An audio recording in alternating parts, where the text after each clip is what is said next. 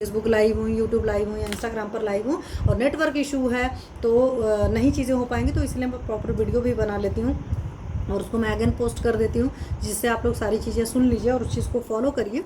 तो वही मैं बता रही थी कि जो दिन में सोने का होता है ग्रीष्म ऋतु में बोला गया है, लेकिन वो ग्रीष्म ऋतु में थोड़ा सोने के लिए बोला गया है, उसको आपको रात की नींद नहीं बनाने को बोला गया। तो प्लीज़ इन सारी चीज़ों का ख्याल रखिए, पहली बात है। दूसरी बात, सेडेंट्री लाइफ वालों के लिए तो दिवासन बिल्कुल निषेध है।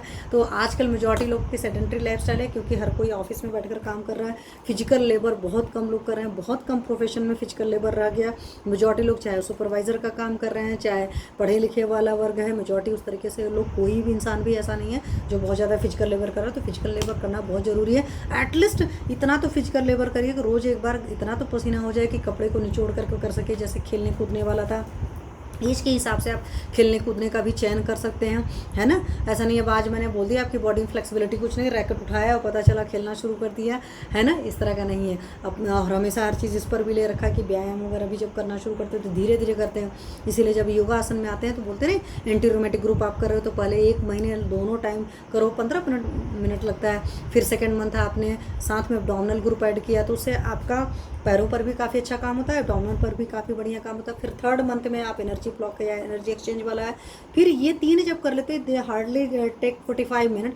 फिर उसके बाद डिसीज़ वाइज योगा होता है, फिर उसके बाद ऐड करते हो, क्योंकि जब तक बॉडी की फ्लेक्सिबिलिटी नहीं, आप कोई भी योगासन करोगे, जान लो मान लो पेल्विक रीजन के लिए किडनी की प्रॉब्लम है या कुछ भी लोअर एब्डोमिनल प्रॉब्लम है, तो उसमें क्या करते हो, सर्वांगासन, हलासन, पश्चिमोत्तासन, उष्ट्रासन सीक्वेंस है। अब मैंने कह दिया, अगले दिन जाकर आपने यही करना शुरू किया, आपकी कमर में वो फ्लेक्सिबिलिटी ही नहीं है।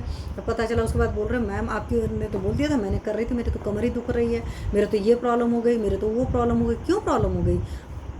जो तरीका है उसे करिए, हमेशा सुपरविजन में करिए, हमेशा पूछ कर करिए, अपने मन से कुछ भी करें मतलब गलत मत करिए। इसी को प्रज्ञा अपराध हमारे आयुर्वेद शास्त्र में कहते हैं। प्रज्ञा अपराध क्या होता है?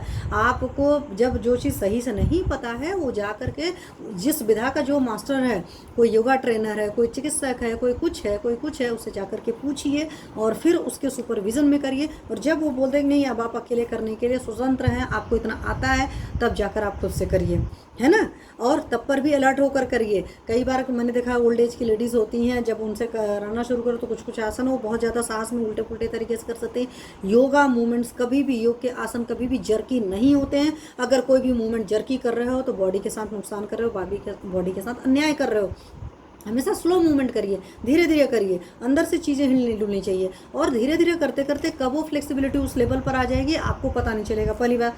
दूसरी बात, हर बॉडी की एक अलग फ्लेक्सिबिलिटी लेवल होती है। जैसे मेरा ही है, ये है, तो ये इतनी फ्लेक्सिबिलिटी शुरू से नहीं था। जैसे कुछ लोग आप देखोगे ये चीज़ यहाँ अगर ऐड हो जाती है, तो अब मैं दूसरे को देखकर बोल दूँ नहीं, हर आदमी की अलग अलग फ्लेक्सिबिलिटी लेवल होता है। बट जब आप योगासन करते हो तो धीरे धीरे आपको खुद ही फील होगा। खास करके मैं आपको बताऊँ, हलासन वगैरह में, सर्वांगासन वगैरह में आपको खुद पता चल जाता है कि अभी मेरी बॉडी कहाँ तक जा रही थी। पश्चिमोत्तासन में बता देगा। आप फर्स्ट डे करने आओगे, हो सकता है ना आपके घुटने से आपका जो सर है काफ़ी ऊंचा है, धीरे धीरे देखोगे 2-4 महीने में आपके घुटने के अंदर सर आना शुरू हो जाएगा। बट कब? जब डेली करोगे तब।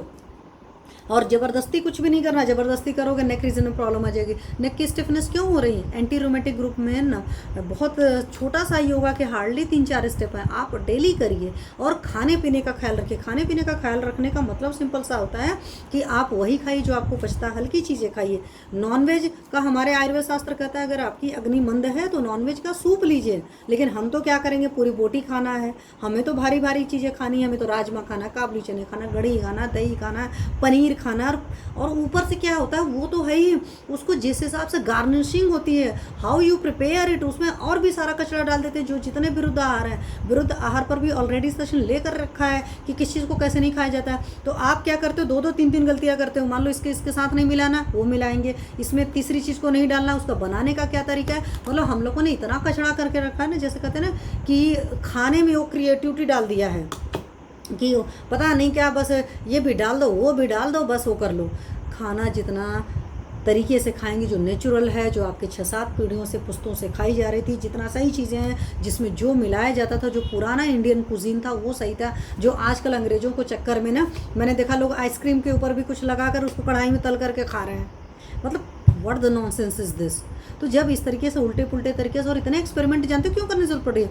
आपकी बॉडी में जितना ज़्यादा टॉक्सिक मटेरियल होता है उतना आपको खाने में फ्लेवर नहीं आता है। और इस चीज़ को मैंने एक बार नहीं आप लोग से हर बार कहा है